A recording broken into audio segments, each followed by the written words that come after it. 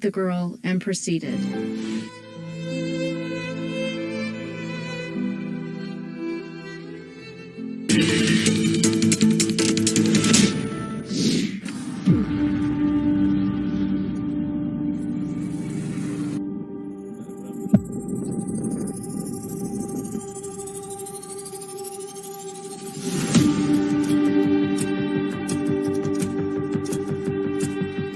Usama Aminu is one of the boys rescued after gunmen stormed his school and abducted hundreds of children. He says he was falling asleep when the attacks started. I started hearing gunshots. Then when I came out, there were many people already outside. We were asked to go back to our hostel. Then they said the gunmen were already in the school. We climbed the school fence, but they asked us to return back. We thought they were soldiers who were trying to protect us, but unfortunately they were not. When I decided to run, they brought a knife to slaughter me, but I ran away quickly. I ran into the crowd, but they couldn't get me. Then I put my clothes upside down so they could not see me. From there, they said they would kill whoever is trying to escape. I then began to run, climbing one rock to another through a forest. 2 days after the attack, more than 300 boys are still missing.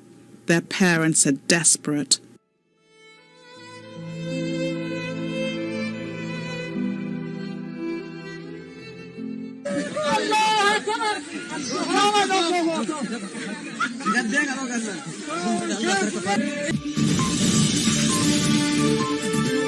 Gunmen believed to belong to a criminal gang have kidnapped hundreds of schoolboys from their hostels along with some of the teachers in central Nigeria, according to an official security source. Sources also said that the attackers, wearing military uniforms, stormed the government science college in huge numbers in the town of Kagara late on Tuesday, herding the students into a nearby forest.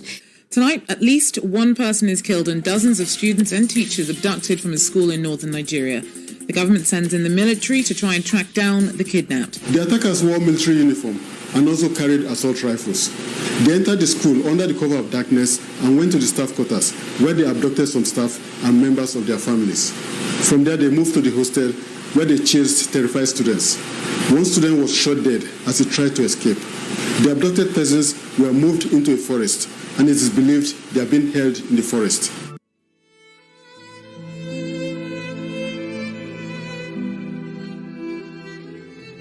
Seven people have died after a Nigerian military plane crashed short of a runway in the capital Abuja on Sunday morning.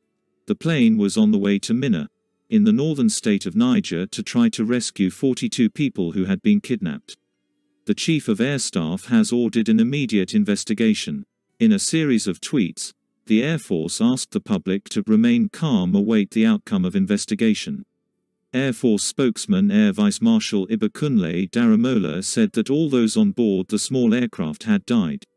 Witnesses say they heard a loud sound, then the aircraft burst into flames, reports the BBC's Ishaq Khalid. Vice Marshal Daramola told the BBC that the aircraft was on a mission to try to rescue 42 people, including students and staff abducted from their boarding school in the town of Kagara on Wednesday. Local residents were shocked to see an aircraft fall out of the sky. Before now, the quiet Wasa community in Abuja, with proximity to the Nnamdi Azikiwe International Airport, only watches when airplanes come down from their altitude in preparation for landing. This time, it was different. A tragedy. We are at this place, try to make a foundation. Then I just saw a plane coming down. Then before we would have known, the plane just went down there and then crashed. So and we rushed there to even go and maybe to rescue. So when we reached that point, the thing exploded back again. Then we now ran back and we went there. We saw the people there burned beyond recognition. I witnessed the plane before it crashed. I just came back from church. I want to go and buy something. Only for me to come outside the compound, and I saw plane coming close as if it wants to land in front of our compound. I was like, what kind of driving is this? What kind of driving is this? What? Oh God, it was terrible. And the next thing I heard was a big sound with fire and smoke. Boom! Ha! This is human being burning. I was so traumatized. I was like, God, what is this? Well, 7 people have died in a plane crash near Nigeria's capital, Abuja. The passengers were on board a military aircraft. They were heading to the country's Niger state to take part in a surveillance mission connected to the search for dozens of people abducted by gunmen last week. The gunmen attacked a school, killing 1 schoolboy and kidnapping at least 42 people. The cause of the plane crash remains unknown, though the military says the pilot had reported engine failure. The military is currently investigating the crash.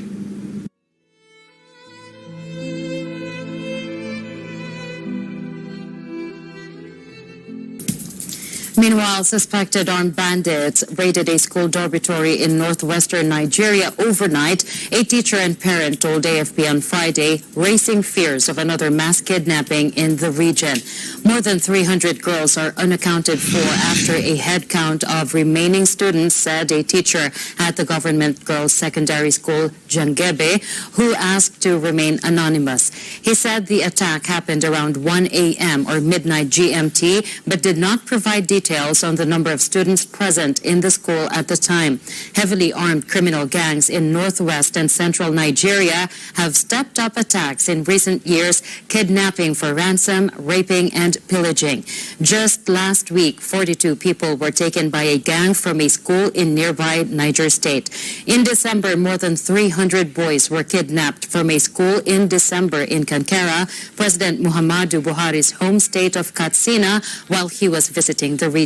Well, it was a terrifying night at a girls' school in northern Nigeria. The government says gunmen on motorcycles stormed a state-run boarding school, kidnapping hundreds of children. One source tells CNN the criminals forced the abducted girls from their dormitories into the forest.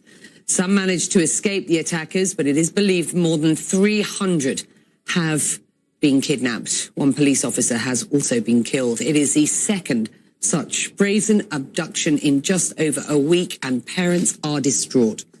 They said there is security in our state, but there is no security, because if there was, this would not happen. For more, we can bring in Sam Olukoya, who's our correspondent in Lagos. Sam, thanks for being with us once again. What more can you tell us about this overnight attack at this school? What are the latest information?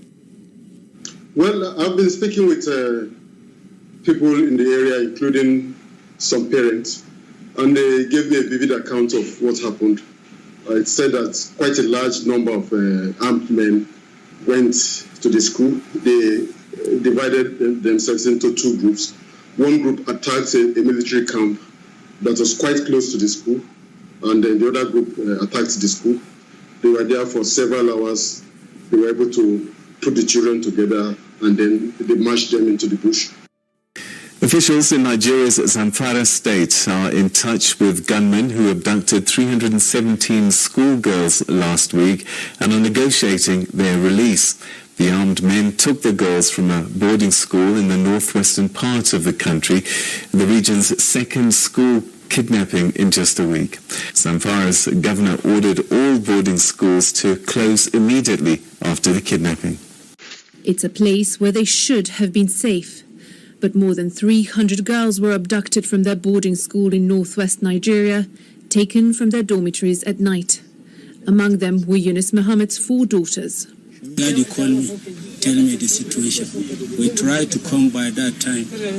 The exchanging fire between that robbers and soldier couldn't give us time to enter. Then we go back. Large groups of armed men operate in this area. They kidnap for ransom. Just last week, 42 people, including 27 pupils, were taken from a science college in Niger State. And in December, 344 boys were abducted from a secondary school in northern Katsina State.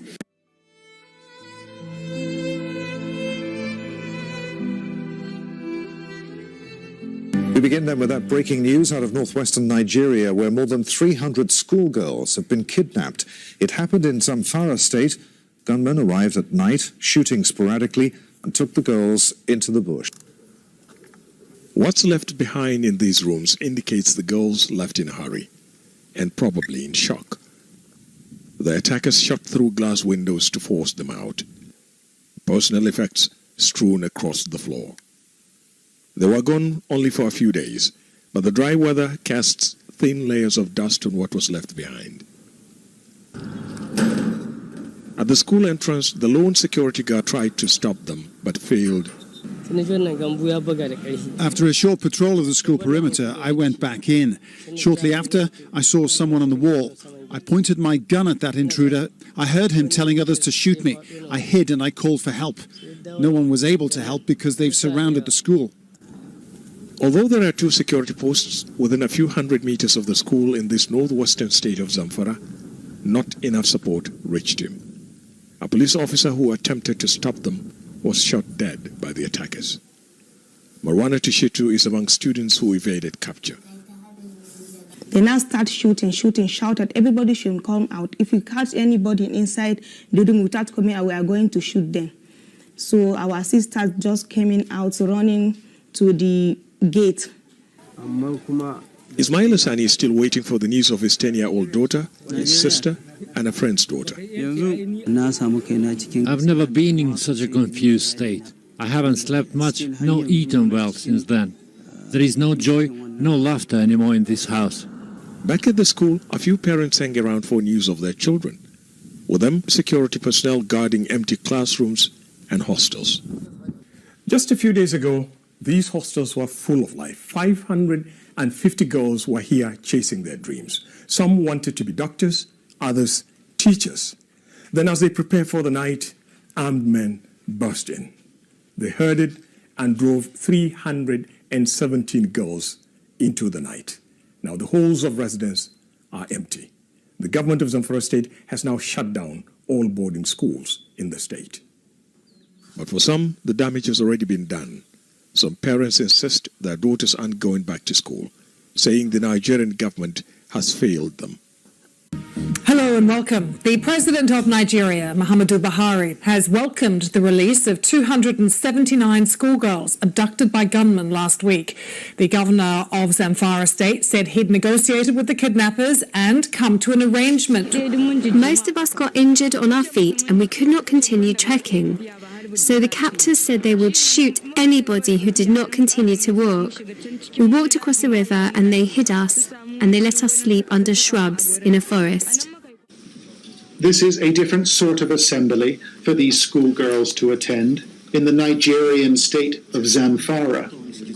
Instead of a classroom, they sat in a government building with a little food to eat after a terrifying ordeal at the hands of kidnappers.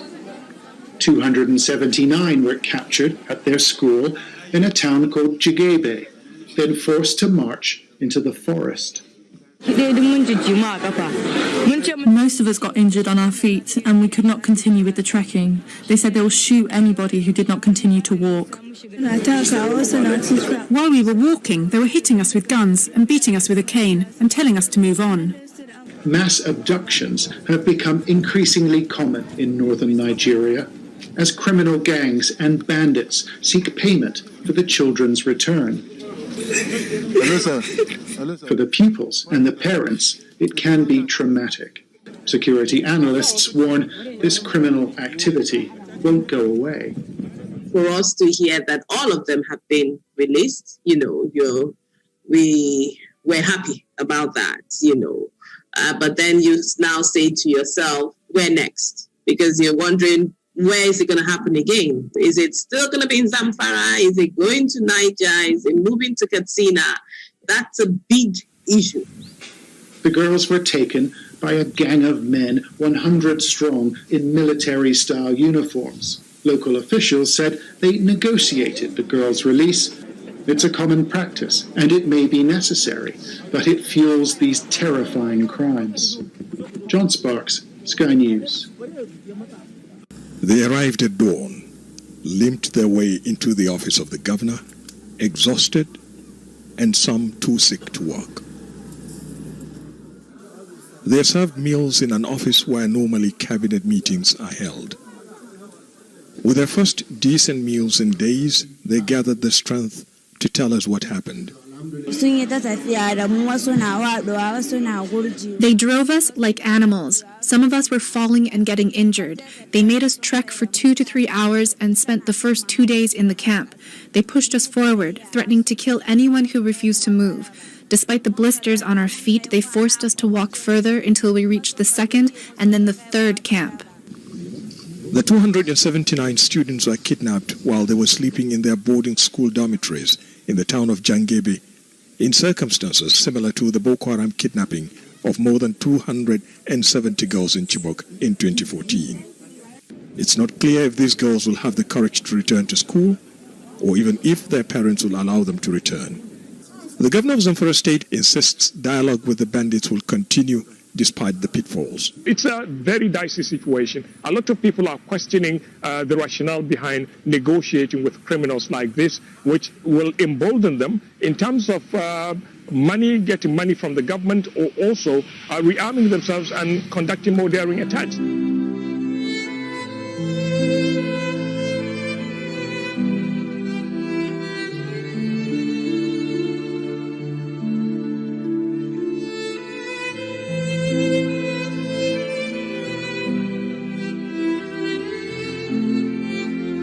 This is Al Jazeera.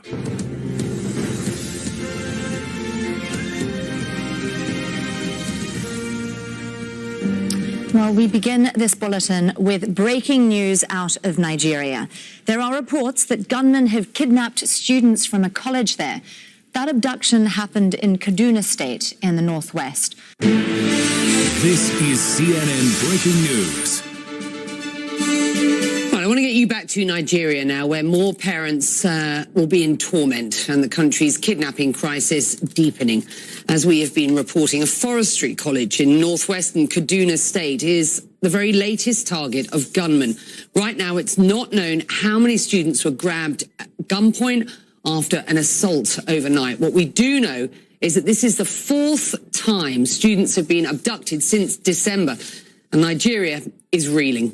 Well, civil rights activist Shehu Sani is a former senator of Mando, the town in Kaduna State where this latest mass kidnapping happened. He's critical of the Nigerian government's handling of the crisis, writing on Twitter, quote, "When they said that Jangebe kidnappings would be the last, it's clear that they really underestimated the enormity and gravity of the problem. Kidnapping is now a thriving, lucrative business, and students are now their stocks and gold mine." Well, it couldn't be clearer than that.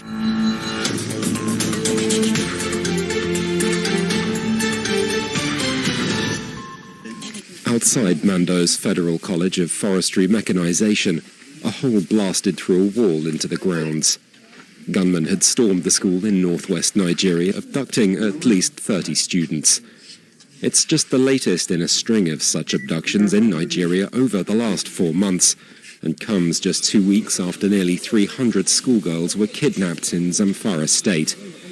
It sparked criticism of authorities for negotiating with so-called bandits, providing incentives for the practice to continue. This is the fourth such mass kidnapping in 3 months. It seems to be a sort of a vicious cycle where embarrassment is caused to Muhammadu Buhari by the ongoing phenomenon. Ransoms are sought, perhaps paid, and the kidnapping industry is actually fueled by the shocking nature of what's going on and by the media attention. Now to West Africa, the Nigerian security forces have stepped up efforts to rescue dozens of abducted college students who were earlier kidnapped in Kaduna, northwestern Nigeria. The Nigerian security forces have stepped up efforts to rescue dozens of abducted college students who were earlier kidnapped in Kaduna, northwestern Nigeria. The students were kidnapped by unknown gunmen in a raid on the Federal Government College of Forestry Mechanization, which is located near a military training academy. Earlier, media in Nigeria ran videos where hostages were shown pleading for help.